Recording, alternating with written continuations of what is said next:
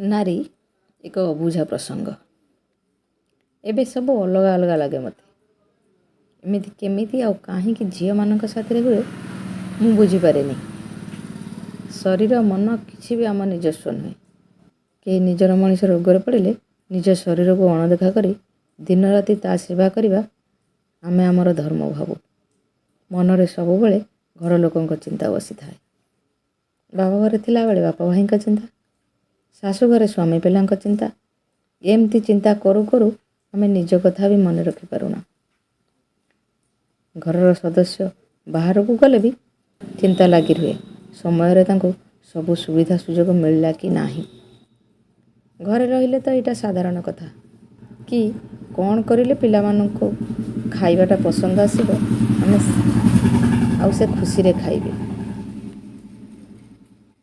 ବାପ ଘରେ ଥିବା ପର୍ଯ୍ୟନ୍ତ ବାପ ଘରକୁ ସଜେଇବାରେ ସାମାନ୍ୟ କିନ୍ତୁ ବି ମନକୁ ଆସେନି।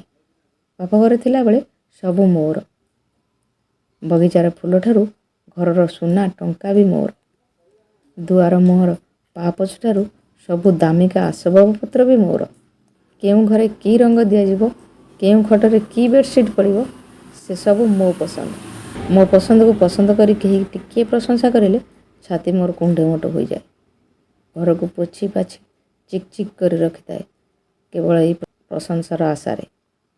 ବାପ ଘରେ ଥିବା ପର୍ଯ୍ୟନ୍ତ ବାପା, ବୋଉ, ଭାଇ, ଜେଜେ, ଜେଜେମା ଏମିତିକି ପଡ଼ୋଶୀଙ୍କ ଉପରେ ବି ମୋର ଅହୈତୁକ ଅଧିକାର ଜମେଇ ରଖେ। ଲାଗେ ଏଠି ସବୁ କିଛି ମୋର, କେବଳ ମୋର।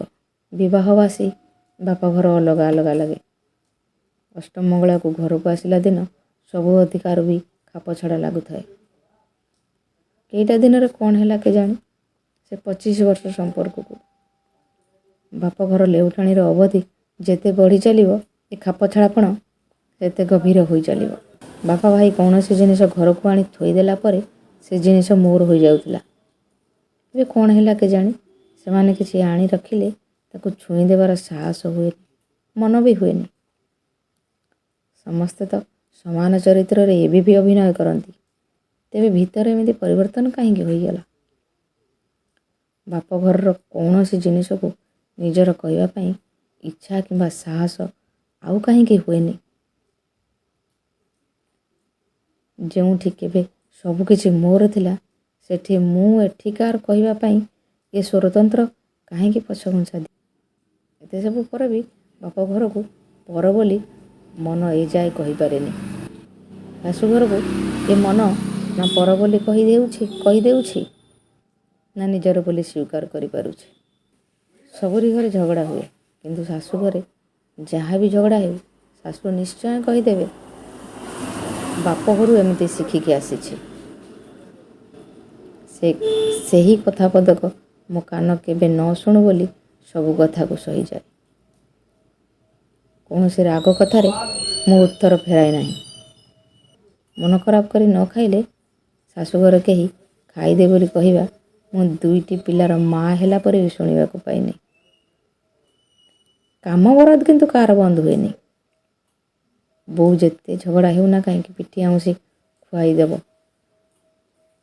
ଶାଶୁଘରେ ଖା କି ନ ଖା କାମ କରିବାକୁ ଅଛି।